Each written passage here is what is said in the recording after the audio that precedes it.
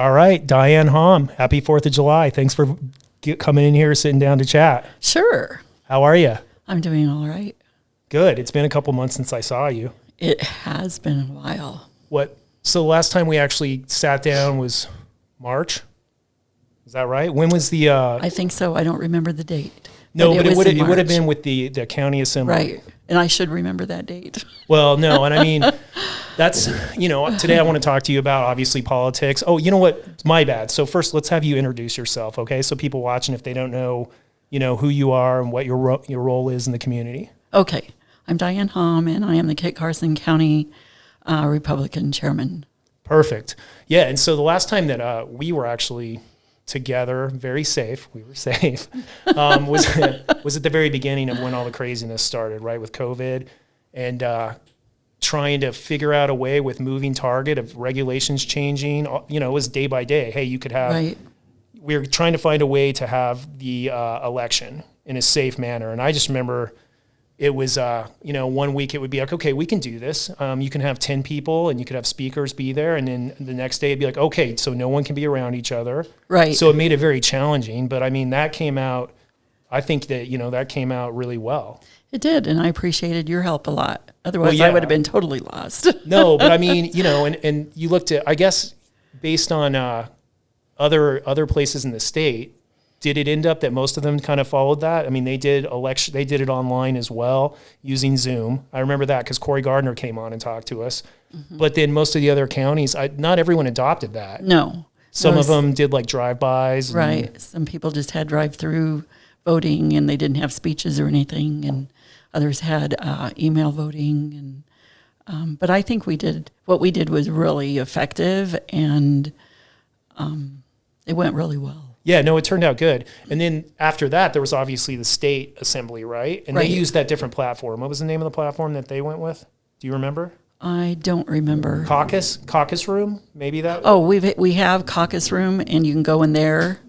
So we had caucus room, but they did generally what we did. It was like a Zoom meeting, and then we had text. They did the text voting, I think. Right, and I just remember seeing that, and it went really well, too. It did. Because they didn't have any issues. I mean, right. It just goes to show you that, technology's, I guess, in my opinion, a double-edged sword these times, right? Because for the right reason, it can be a really great tool. Right. And if we're going through something unprecedented like COVID, mm-hmm. people have found a way to become Zoom warriors and use it that you wouldn't even expect to. Right, and that was where, for the state assembly, it was nice to have our delegates know what to do because we had done Zoom and we had done the voting the way that we did. Yeah. So, they were familiar with what to do and it wasn't so foreign for them. So that helped. No, it did. And it's funny because even if you run into somebody that's out here on the plains that doesn't like change in technology, maybe they have a flip phone. Right. And they love that flip phone. Right? They're not going to a smartphone. Right. But then even some of those, guys I've talked to, they're like, yeah, we're doing our board meetings on Zoom. I kind of like it. We don't have to travel. There's a lot of benefits. So I think that'll come out of this too. And I think, with our Zoom meeting, there were a lot of people there and we wouldn't have had that big of a turnout if it had been live, if we'd have been all in person. But because everybody could be there on Zoom, it made a big difference. Well, and I think the untold part of that, and that maybe people watching this don't understand, is how hard that was for you. And it's the first time I've had a chance to talk about it. We've been so busy through this crazy time that I wanted to maybe put a post, but hopefully if people are watching this, they understand how hard that was for you. Those couple of weeks, the amount of work that you went in, you had this plan going and, okay, so we got a plan. It looks like it's going to work. Right. Oh, can't do that. Right. Oh, got to go a different route. So again, I applaud you and everything you went through there because I know how stressful that was and how many hours you were putting into that, working on the weekends, late at night. Mm-hmm. So that turned out really good. It was a lot, but it was worth it because it went well in the end. Yeah, absolutely. So I guess, that's a good segue into politics, right? I mean, it's a crazy time right now. Right, it is. Fill us in. What are your thoughts? What's going on? I know the election yesterday, right? Today's Wednesday, the July 2nd. So happy 4th again. Right. But we just had the election. What was your take on all that? What do you think? I think it went pretty well. I mean, we had a little over 2,000, which is, maybe half of our voters showed up to vote for the primary. Right. And of course, we really want to see more than half of the voters in Kit Carson County vote, especially when it comes November. Mm-hmm. people need to get out and vote. That's the big thing. Right. So it was half of what the actual total could have been. Right. Gotcha. What do you attribute that to? I mean, what is that different than it was last time? Or, I mean, what do you compare it to? I'm not really sure. I know that sometimes it's a little less than half, and that's disappointing. So half I thought was you want to say pretty good, but at the same time, when you consider the times that we're living in, and the people that you're electing are going to affect your life, and I think that people need to realize that it's not just politics. These people make decisions for your life. Yeah, for and sure. And that's where, when I look at it, well, only half of the people came to vote. It's like, this is going to affect you. You need to, get informed and vote. And it matters. I mean, elections have consequences, and we always see that. I mean, even at a local level, national level, of course. I mean, Supreme Court level. And we were talking before we went on camera, but I don't know. I feel like since it's such a weird time, it's like time is slowed down, but it's also going fast, right? Mm-hmm. Like here we are. It's already July 4th. Right. And when did that happen? Yeah. Wow. Right. It's here. And then it feels like the last, March, April, May, June, 4 or 5 months, we've been dealing with the pandemic. And I think it's had an effect in ways not of all, we don't all understand. Like at the time thing, like you wake up and you go, oh my gosh. So the national election is right around the corner. Right. I mean, it's only, and then, state election, everything, it's 4 months away, I guess? Right. Is that right? July, August, September, October. So 4 months, 4 months. And that seems like a long ways. It really isn't. And at the same time, you don't want to do a lot too early or people won't pay attention later. Right. Like we don't watch TV, but the TV ads, after a while, people don't want to see all of that. But yeah, I hadn't even thought about that. Right. That's true, that we'll get into ad season. That'll be interesting because have you been following the stuff with a lot of the big companies pulling ads off of like Facebook? Yeah. And I don't know if that's good or bad. I've heard both sides of that, It's interesting. Like I don't have a full grasp on it either, totally.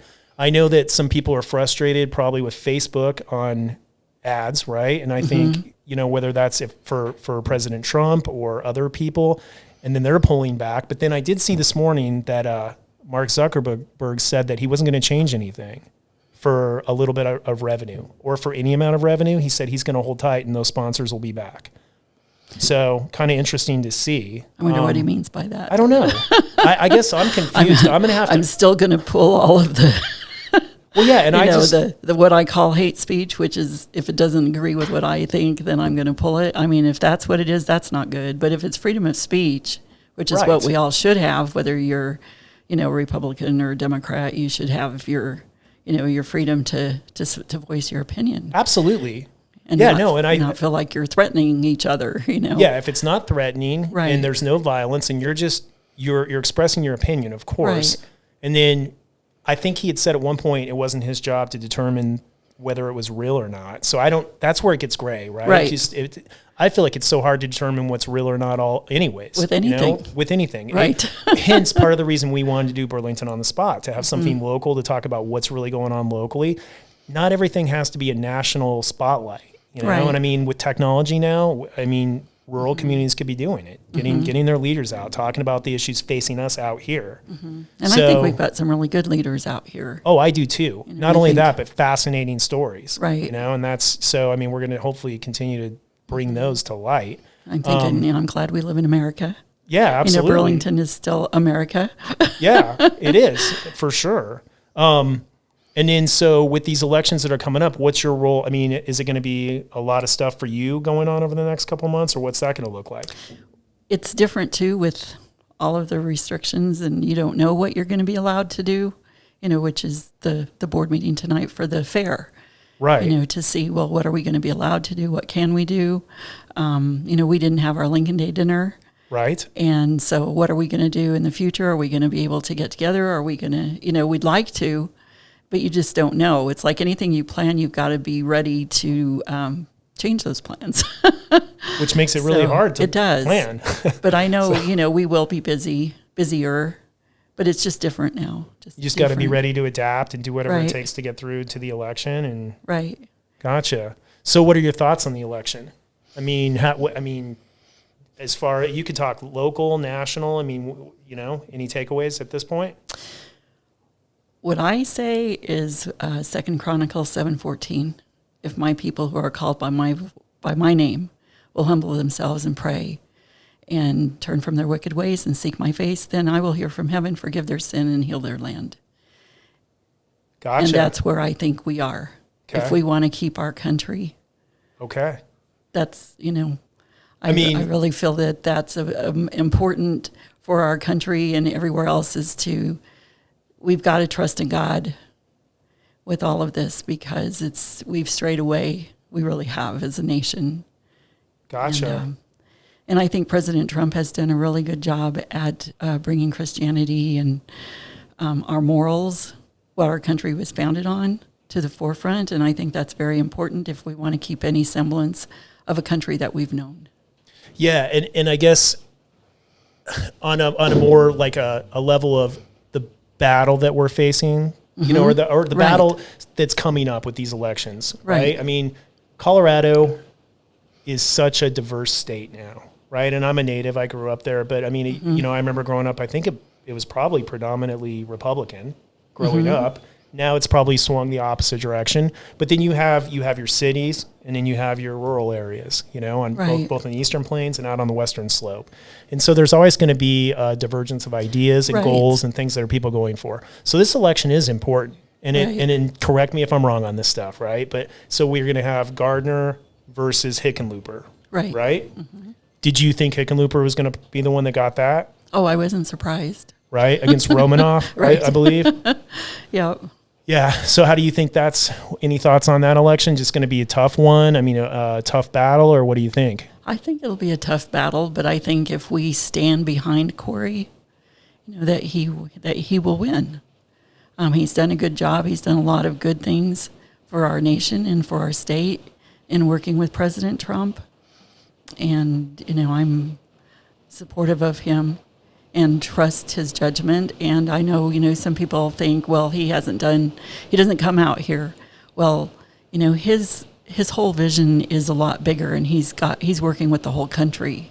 Yeah. And not that he doesn't care about us out here. He does. Well, and I would imagine too, the restrictions right now on travel and safety and everything, that's pretty challenging. I mean, it's not like you're going to be able to do a good road show. Right. I mean, right? You can't, they're going to frown upon taking a bus, doing a tour, or whatever you might normally do. Right. But we did have a Zoom meeting with him not too long ago, and I thought, that was really good. Yeah. How did that go? What were you guys talking about there? Just getting pumped up for the election? Or with Corey, with Senator Gardner. Okay. Yeah. Were you there? I don't think I was on that, no. Okay. Yeah, I thought that went really well. Big takeaways from that, or was it just everyone was excited? Everybody was excited, and the questions that they asked, he was able to answer. He had good answers, and I think he does a lot more than what we realize, for our country and for us, and, with the conservative voice. Yeah. And he was instrumental in Space Force. Yeah. And getting that to Colorado. Yeah. And I know in the beginning I thought, well, that just sounds like the Jetsons, but it's a good thing, the world goes on. No, it is. And I mean, that's going to be it's a whole nother branch, right, of the military now. Right. And that's something you look back, in 30 years. And, I'm sure that when it split off, I don't know the exact history of when it split off into the different branches, right? But that'll be an important branch. Space, you see what's going on right now. Right. That's probably a pretty big deal. Right. And I think, we need to be we can't be the followers. We've got to be the leaders. Yeah. So I didn't know that he was instrumental in that Space Force. Wow. Yeah. And in that, I know that isn't the headquarters down in Colorado Springs for that too? Yeah. So that's going to bring careers and jobs and all kinds of stuff out of that. Mm-hmm. Well, that's good. Yeah, that is good to know. So as far as the elections coming up, ads and everything, do you think it's going to be normal as compared to like previous elections, or do you feel like? I guess my question is I've seen social media change so many things, and I'm wondering, if they're holding those ads back on Facebook. Are you big on Facebook at all? Do you ever see that? I haven't seen a whole lot of ads lately. And I didn't know if that was because of Mark, Zuckerberg, if he's saying, I'm going to hold back on this for a while. I didn't know. Yeah, you know? it's really confusing. I mean, one thing I did see is I know that on a page that was on there, I saw that or a message came across that there was no longer political pages. Yeah, I mean, I have to look into that, but I saw an ad that said that Facebook is removing the election pages. So I don't know, Mary Kate, maybe you can Google that and just see if it's on there. Wow, But I didn't know that. yeah, so I mean, because I Yeah. saw that come across, it was either yesterday or the day before. So, and it just feels like so much is driven now on social media. Especially, Right. are you on Twitter at all? No, but I just joined Parlor. Yeah, Parlor is getting big. I mean, it has moved across. It's definitely, I saw a lot of conservatives have moved across from there. The last number I saw was it had grown to 1.5 million as of yesterday. I mean, Wow. or you know, I hadn't heard of it at all. And the end of last week, I think it was, my son told me about it. yep. And then a friend of mine asked me, "Are you going to join?" And, just like overnight. It picked up. It picked up Well, a I think lot. what happened is there were on Twitter, there have been a couple of people that have, and I'm not, I don't know the exact names, but there's been a couple of people that were pretty, even moderate, maybe some conservatives that have been, banned or suspended. Right. Well, and I heard, President Trump might be banned from Twitter. I Man, don't know if that's true or I not. can't but imagine that. I mean, how would you ever? I know for the first time ever, one of his tweets. Obviously he tweets a lot. One of his tweets Right. got when they first changed rules or something a couple weeks ago. One of his tweets got marked as possibly not true or inaccurate or something. It was, so I don't know, but I couldn't imagine banning. How could you ban? That's the problem, right? I mean, that almost is a channel. It's like the news. It's like the FCC. Right. I mean, and I know that people are making that argument. Is it public communication? Can they choose who to ban? But I couldn't imagine something that's communication for public everywhere that you could take the president of the United States either way, right? President Trump, President Obama, Right. whoever it would be, Hillary Clinton. I mean, I can't imagine, and I'm certainly not for that. I mean, Right. you have to let them stay on. So I can't imagine that would ever happen. But never say never, right? We've seen a lot of things in the last few months we never thought we'd see. Yeah. As far as, freedom and not having the freedom and, whether it was a good idea or not, it was how it was. Yeah. Well, I mean, and everything's, you can look back, right, and look at decisions. And Right. I think everyone was trying to make the best decisions Right. without pointing fingers, Right. We're where we are now. And I mean, as far as I know, it looks like there are more tests going out. Right. So it seems like the numbers are rising, but then I look at hospitalizations and ICU and fatalities, and that seems to be dropping. Right. So, and again, it's hard to tell, right? Because you see one article and you're like, oh, okay, good. And then I see Right. another one that completely goes the opposite truth. Exactly. And when I'm on Twitter, I try and follow everyone, so I try and follow as many people that you would consider to be on the left as Right. are on the right. Because I just don't feel like you can get a good idea of what's going on if you're only following one side. And so whether I disagree with either of those, Right. I'm trying to follow it, but that makes it even harder, I think. Right? Because then you're seeing these completely conflicting stories. Exactly. And you don't have a clue. Because the one side thinks theirs is the true story and the other side says, no, ours is the true story. And so what do you believe? Well, and I think that's part of the problem that journalists are facing. That and obviously digital media made it really hard for traditional journalism to continue thriving. So they're battling revenue, laying people off right and left, Right. and then they're on Twitter and that's their voice. And then, so what are you going to do? I mean, you have an audience. You're not going to your vested interest is you're worried about your family and you're making Right. your money, right? And so you're going to have okay, let's say somebody I'll throw somebody out, Chuck Todd, right, on Meet the Press. So that's probably not something that you've watched much of. No. Okay.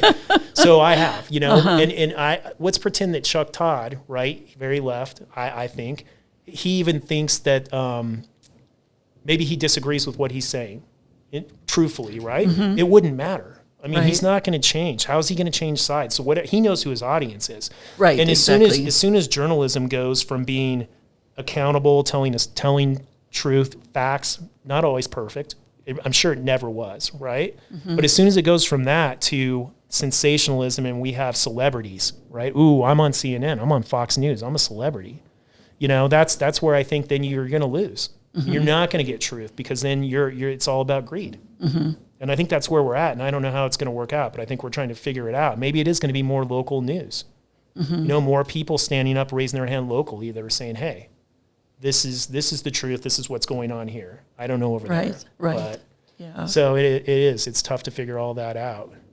So 4th of July is coming up. Do you want to share a little bit about being a Gold Star mother with us and just talk about that a little bit? Sure. Okay. So where should I start? Wherever you feel comfortable starting. Okay. Well, the 4th of July, of course, is the celebration of our independence. Yeah. And even growing up, I just grew up being patriotic. I don't know. It's just how it was. But once Caleb joined the military, it became very personal. And when Caleb sacrificed his life for our freedom, now it's even more personal.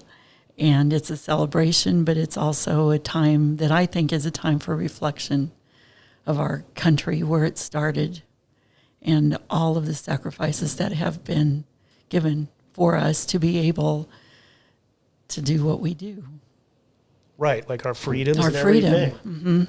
So it is. It's I know there's Memorial Day has a different different reflection, but the 4th of July is like, wow, we have a tremendous country that we live in, and how blessed are we to be able to live here. And all of the people throughout the ages who were willing to sacrifice, Right. everything, from way back in the 1700s, and, everything that they went through. And, our freedom isn't free. It does come at a price, and there is responsibility that goes with this. And so I feel like, this year it's kind of mixed. Yeah. It's a great celebration, but at the same time, when you see the defacing of the statues and taking down of some of our history and the rioting, it's sad. Right. It's very sad, because I feel like there's the justice of the beginnings of our country have been taken away, or maybe they weren't taught. But I feel like, with all of the problems that this country may have, it's still the best country in the world to live in. Couldn't say it better. And I mean, for me, I'm noticing that this 4th definitely feels a little different. I mean, because of the state we're in. Right. I mean, it's always a great holiday. I mean, we're celebrating our independence. Right. And I still think it is being taught because, I have a 7-year-old. Right. And he knows all kinds of facts about our independence, about Declaration of Independence. So I know he's picking that up from different places, obviously, but still even in school. Good. And you can find it. It's gravitating towards him.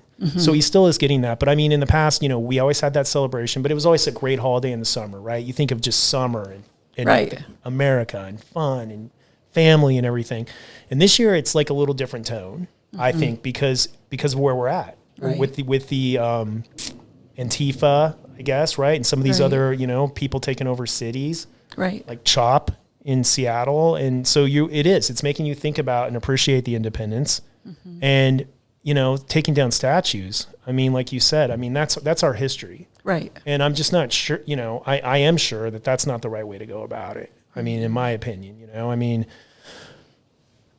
and it's a tough situation because I get what people are saying, on both sides but I mean, these George Washington, right? I mean, Christopher Columbus, right. These are statues, and maybe we disagree and we learn from that and people can have an opinion, but I just don't think ripping things down is the right way to go. Especially, so you think about all the people that have fought and for the country and people that have lost their lives for this country. And I think that's the piece that gets missed, right? And I mean, as a Gold Star mom, that's the piece that you're always thinking about. Right. That somebody, wherever they're at, any city, they're grilling or whatever, and it hasn't touched them in that way. I mean, I guess that's the message you probably want people to realize is that sacrifice is real.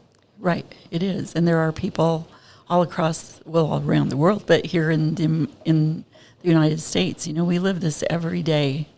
Every day, that's our life, is remembering that our children sacrificed their lives. And so when you see people burning the flag and, hate in America, it's like you're hating my son. You're hating the sacrifice that was given for you to have the freedom to live in this country. Whether if you don't like it, you don't have to be here. But Right. you know, I think they're just. I don't understand that. Well, and I think the crazy thing is a lot of times they don't understand that the only reason they're allowed to voice these opinions or burn a flag Right. or protest First Right. Amendment, it's this country that allows that. That's right. If And they were in another country, such a weird piece to it, Yeah. right? It's like if you were go try and do this over in the Middle East and see what would right, happen, right? Yeah, you would Or be China. able to. you know. And I guess that's a piece that I sometimes disconnect on. I don't understand that, Right, you know, because I, like you, love this country and I want it to be a great country for my kids right. growing And up. that's And it. that's the piece that I'm seeing, you know. So where do you think this is all going? I mean, what's your take on that? I mean, do you think that's a big question. I get it. But I mean, do you have hope? I do. I have hope because I think there are more patriots out here than the mainstream media wants to give recognition to. You know, we see all the bad stuff that's going on. We see the riots. We see these things, and those are real. I understand that. But there are also the good people. There are the Americans. There are the bikers. Right, sure. There are the veterans. There are so many people that I know personally that are serving right now, and all of the families that I know right now. You know, there are a lot of patriots in America. Yeah, and that is a good piece. Mm-hmm. It's good to know that. That does give you hope. And I'm glad to hear you say that because that gives me hope. I've heard you talk a lot about that, with the recon group, that they're all, you're the mom, right? Right. I mean, so talk a little bit about that. I mean, do you have a couple special memories? I mean, like, I'd love to hear about the statue being unveiled, right? 'Cause Right. and then just, I mean, I know you've gone out to Hawaii, I believe, right? To Right. meet with the recon group. I mean, is there some uplifting stories that you have from those experiences? Oh, definitely. First of all, the recon community is a very small community of special forces in the Marines, and they're a very tight-knit community, and their motto is never above you, never below you, always beside you.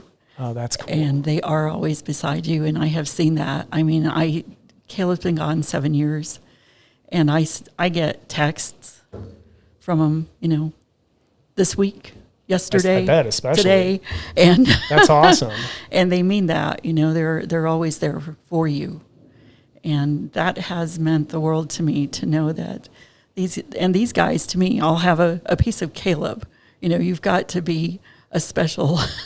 If you're in special forces, there's just a special kind of person that can do that. Yep, and a special bond. And there's a very special bond. And some of them have started calling me Recon Mom, and I work with the Gold Star families, with the Recon Foundation. If there is somebody in Recon who's killed or however they go, if it's suicide, doesn't matter.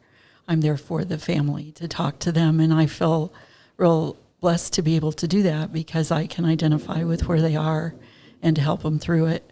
And so, with some of the siblings who've lost their brothers, or, I'm Recon Mom.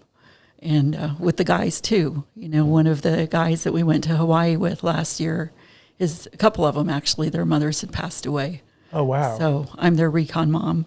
And I just feel like Caleb left me with some really great people. That is awesome. And is there a way to support this that you want people to know about? If people are watching this, is there a way, obviously this is going to air next week, so after the Right. 4th, but that's okay. I mean, is there a website to go to where they can Yeah. donate, or is there something that would help? Yeah, the Recon Foundation. Okay. And they are an upstanding foundation, and they help families. And there was a guy one time, this is just, one of the stories, and he was disabled, and, if he needed some help. Well, okay, we'll help you. And so we've got the resources to send them some money or to send them what they need to help them through. And that's what it's about, is helping the Recon family, and their children. There was a young guy whose dad was killed, and he was younger. But the dad had, I forget if it was a Bronco or a Blazer, one of those. Sure. And it had been in storage So the recon guys got together and had it refinished. Oh man, that is awesome. So this young guy turned 16, and his mom told him that they had to sell it because he was like, "Well, where's the vehicle? Where's Dad's vehicle?" I gotcha. And she's like, "Well, we don't have it anymore." So it could disappear for a Yeah, while so they did the work right. on it. Oh man, how awesome is that? So for his 16th birthday, they unveiled it, and it's things like that they do, and they're there for you. And last year, they raised funds to send 6 families to Hawaii. The Paul Mitchell estate gave the Recon Foundation use of the estate for a week. Started last year, 1 week of the year. They can use it for whatever they want. And they decided they would use it for the Recon Gold Star families. Oh, that's And, special. So they flew us out. I mean, I just had never experienced anything like this. And at first I was like, you guys don't have to do that. But to them it was, this is very small, what we can do for the sacrifice of your son. Right. And so if you looked at it that way, Well, I was like, because absolutely. of Caleb, we were able to do that. And we were able to meet other families. It was parents and a wife and sisters, and you just have that bond. And I'm sure you know what that is when Yeah. you meet somebody that you have something in common with. Sure. Especially, with a great loss. Yep. You have a special bond that you couldn't have any other way. Yeah. And you're just family. Yeah. And I mean, it truly is family. Right. It's a different feeling. Yep. And that's good. And so you keep in contact with a core group of moms and just family members. Yep. How do you guys communicate? Is it like on Facebook, or is it just like you have meetups, or? On Facebook, and we actually started a text when we left Hawaii. And so like a group text? A group text. So we still go back to that group text, and we'll get on there sometimes. Or that's neat. It is. And I know, we were there for a week, but you'd still like, I wish we could go back again. Well, I'm sure have another reunion. Yeah, I mean, well, because when you're around other people, going through that have been through similar circumstances or similar loss, right, in person, in a group, it's a big deal. Right. And this year, we'll see how it goes, but they're supposed to meet, the new families that are going to Hawaii will meet in California. If this all works out, it'll be towards the end of August, and then they'll go on to Hawaii, and they'll go to California for the Recon Challenge, which is where the Recon guys carry the name of the fallen. Okay. And they do a 26-mile grueling workout, running, climbing, swimming, shooting, carrying logs. I mean, they just do all this stuff for 26 miles and carrying their ruck. And so these families will be there before they go to Hawaii, and that'll be really special. And this year they were supposed to unveil the sculpture that they're doing of Caleb, and it'll be to represent all of the fallen Recon through the years, and it'll be called the Fallen Warrior. But they chose Caleb to be. How did that choice come about? It had to go through different channels, and that is really, what an honor. Mm-hmm, it really that is. is a neat. So that's at Camp Pendleton. Is that yes? Okay. Yeah. And so when is that actually? Do you know when that's going to be unveiled? When it's going to happen? Or well, now we're looking at next year. Okay. Because of the virus and all the restrictions that came up that kind of set it back, because they were supposed to unveil it this year, but the guy who's in charge is Chris May, and he said they should be able to have a smaller replica, which will be 3 or 4 feet tall, of this smaller sculpture of Caleb. So. And then the one that'll be final next year, right? Which makes sense, right? I mean, hopefully we're through all this, and in that way you can be there in person and shoot. It'll be a big deal, obviously, a huge honor, like I said.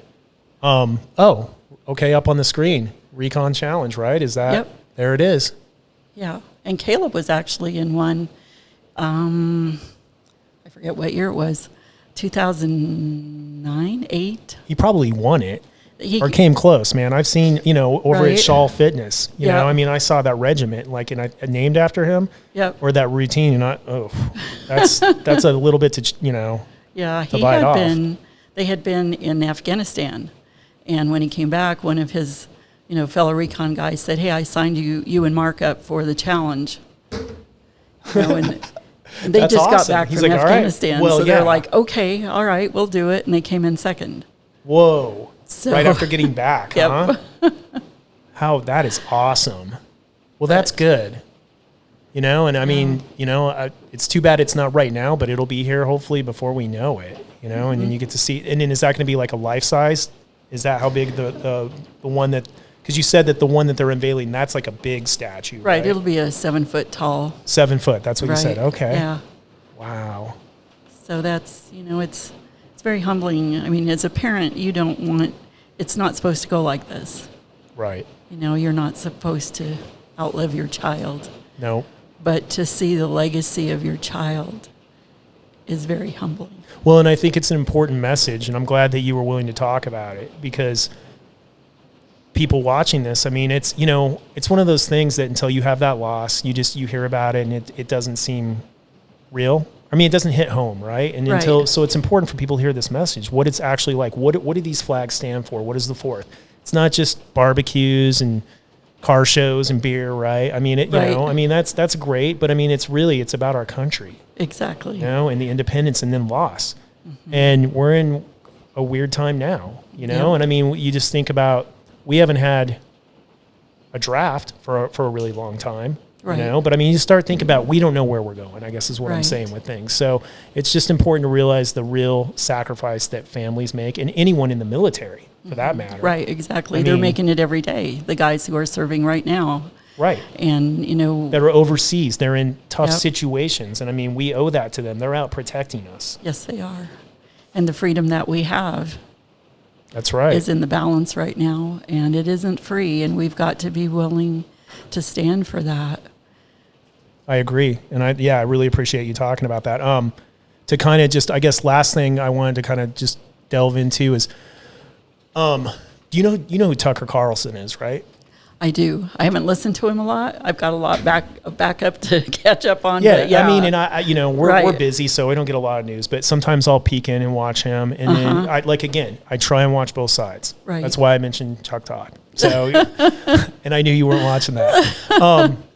But over the last week, he's been on quite a bit on Fox News, really lambasting, I would say, Republicans. Mm-hmm. He's been saying, hey, look, you guys, with what's going on right now, we've got the election coming up, local, national, it's a big deal. We need you to step up. That's right. We need you to step up. And, you know, he's trying to be the voice that's saying, and fight for why you were elected. Exactly. Do you feel like the Republican Party, I mean, it sounds like you feel like Cory Gardner's doing that, right? I think so. Mm-hmm. Ken Buck. I Yes, mean, and yeah. so, I mean, and then those are the voices in state that the Republican Party needs to Right. hear from to be leaders. Right. So and then what about, I mean, and do you feel like, I mean, Tucker has a point with that right now? Are you feeling that way at all? I mean, I think so. and it might not be in Colorado, right? It Right, could be right. other places. Right. It's not about politics. It's Okay. about our freedom. Right. It's about the Constitution and following the Constitution and what it says, not watering it down and, you know, compromising. I don't feel like we can do that anymore, or we're going to lose. Right. I gotcha. And then I see that, you know, I mean, I definitely know some of the seats or the races that Trump's been endorsing. Mm-hmm. And again, I don't have exact numbers, but a few of those have lost. Right. To some other, I mean, I know that there was up in the mountains, right? Yeah, and I can't think of her name. Laura, I think maybe we could look that up. She has a saloon and she's Rifle or something. yeah, she's Yeah. a pistol packing mama. Right. is what I think we've all become no, I that. think that's what I saw. Yeah, I don't Yeah. think we're gonna have issues with the Second Amendment anytime soon with what's been going on. That's for sure. And yeah, that's no. it. You know, it can't be plain politics anymore. It just can't. That's why we have Donald Trump in office.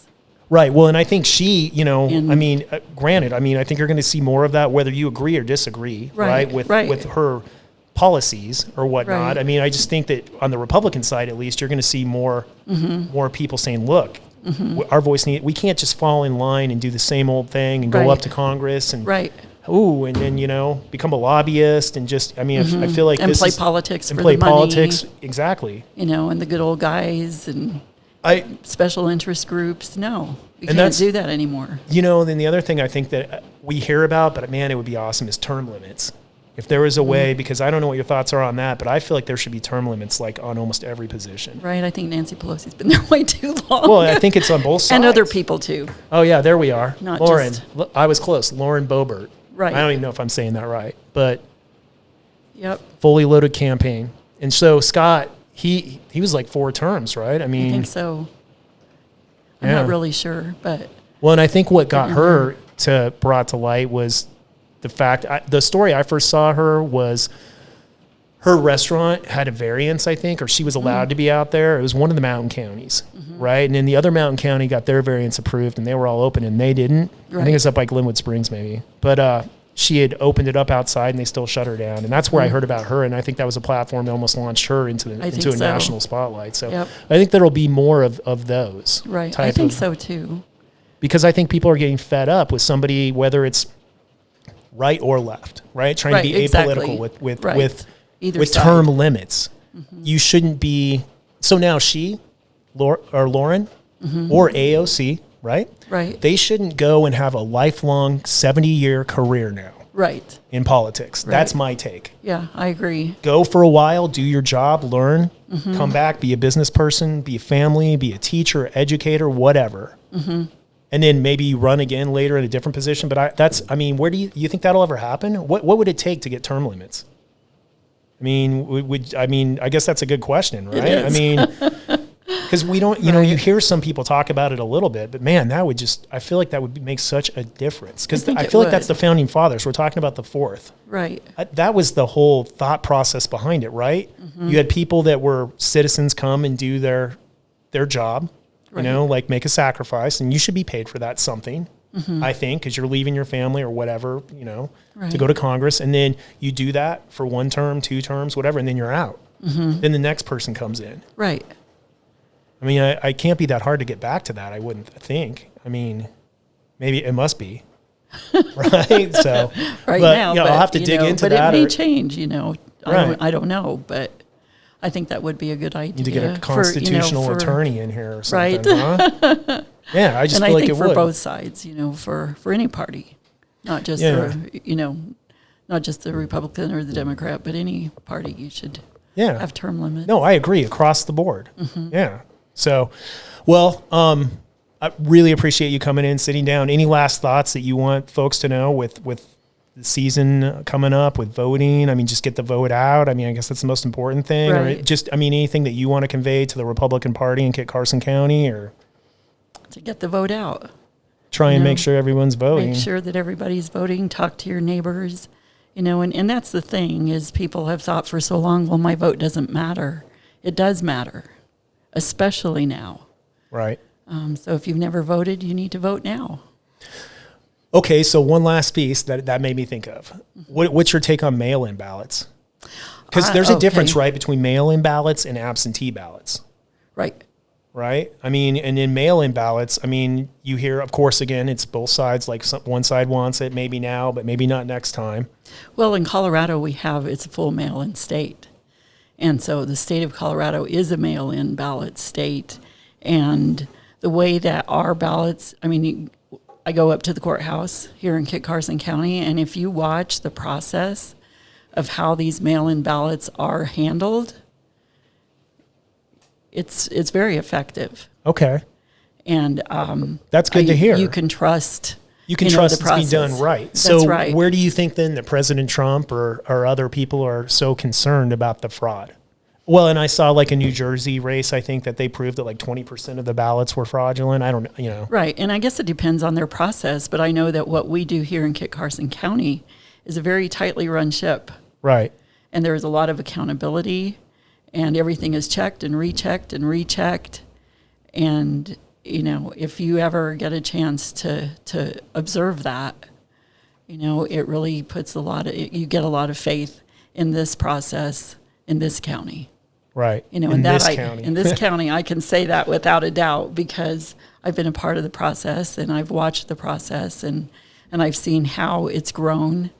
And it's just it would be really hard in our county because of all the work that they do. Yeah, sorry, that was my phone. No, that's cute. That's all right. Yeah. So, But- well, that's good to hear then. Because I mean, I just pick up these snippets in the national news, and they turn Right. into talking points, and so it's good to And hear there's you a say lot that. of training that goes Right. on with the people that work the elections. And, you can do absentee ballots. You can, if you're not here, like, if you're out of the country and you're in the military, of course, you're going to get you're still going to you can get a mail-in ballot. Sure. Here in Kit Carson County, you can go to the courthouse and vote as well if you don't want to do the mail-in. Gotcha. So that is something in the state of Colorado that as far as I know, it's state of Colorado that you can do this, but I know in our county you can. If you have your ballot, your mail-in ballot, and you don't want to use it, you go to the courthouse and you can vote there. Gotcha. But you can't send in your mail-in ballot because there's going to be record that you have already voted. So the chance of fraud here is pretty low. Well, then you would hope it'd be that way, Right. That's a repeatable process. It's a process Right. that every county should have. Right. So, But that makes me feel better. Yeah. Anyway, in this county, I know how it's run. Yeah. Other counties, we just don't know. Well, But I think they are, in the state of Colorado anyway, the process that is done here is, it's really good. good. And I think there are other states that have kind of gleaned from the process that is going on here. Awesome. Well, again, thank you for coming in. So, I'm going to pose a question to Diane. okay, we have a question coming in from Mary Kate, who you'll get to see soon on So, camera or here. It might take a minute. You might not be able to hear me. I don't know if you can or not. Earlier, Diane was talking about patriotism. So I went ahead and just Googled the definition just because I thought, wow, that's a word we don't hear very often. Patriotism. And so what's interesting is there's a graph of the use over time for the word of patriotism. And it takes a sharp nosedive right around the turn of the 19th, right about the 1900s. Can you put it up there? Yeah, here, I'll show you. And so, Diane, the question I have for you, because you said you've been a lifelong patriot, and I believe that, what would you say to encourage patriotism today? Because obviously it's something we need. You can see in that graph right there that it's not a word we use a lot. So do you have any insights or ideas of how to, what do we need to do to bring back patriotism? Learn about our history, Yeah. learn our American history, Yeah. what it really means, the truth of our history and where we came from, how we started, how we got to where we are with the freedom that we do have. Yeah. Well, and this is my take a little bit on this, that you look at that graph, and Mary Kate brings up a really good point there, but since World War II, Vietnam, and you kind of look, we've had conflicts for sure. Can't make light of those, but like a massive, we're having a draft. Stories you're going to be telling your grandkids about your grandfather that went to World War II. We've had it pretty good over the last 50 years, right? Yes, we have. Here. So we have Yeah. generations of people that are removed from loss or from Right. those stories, and those stories are getting further and removed, Right, right? It wasn't their grandpa, right, that went and fought for freedom against a known enemy trying to take away freedoms. So I think that's part of it too. And Right. I think it's a battle of history. Right. You look at empires that fall. So right. And to know? realize that what we have here is so fragile. I think No. this has made us realize, me at least, right? You're under this illusion that it's all put together. And then you start to see Just overnight. what a pandemic, and there's fingers to point on that across the board, right? Multiple administrations potentially for that, I think. But yeah, and then you see how quickly, the economy can unravel, how interdependent we are on things that we might not realize. Right. We're offshoring pharmaceuticals that we might need. Are our plans? Yeah. So, it's a thin thread, Right. and it makes you realize how important it is. Yep. And I think it is being taught in schools. So I think you're totally Okay. right. And I think it's stuff like this, being willing to sit down and spread a message, right? Locally, and more people are doing it. They're going to keep doing it. So thank you for coming in and answering our questions and sharing your intimate story with us. Really appreciate it. And maybe we'd love to have you back, maybe right around election. season. I would love to do that. We're going to be doing I'll go one a back. week. So like maybe right before the November elections, we could have you come in and try and spread Sure. I'm sure that who knows what'll be going on by then, right? Right. I'm sure I'll have a lot more stories. You'll probably have some stories, and I mean, who knows what'll be on fire or what I mean, who knows? All right. And I know for now, we'll be having yard signs and, banners. I'm going to keep until positive. I'm going to say that maybe we'll have walk-in normal elections. You never know, right? I mean, you never know. You never know. All right. That didn't look like a strong endorsement. So we'll do our best. But thank you very much for coming in, Diane. Sure. Thanks, Troy. Okay. Okay. Bye. Bye.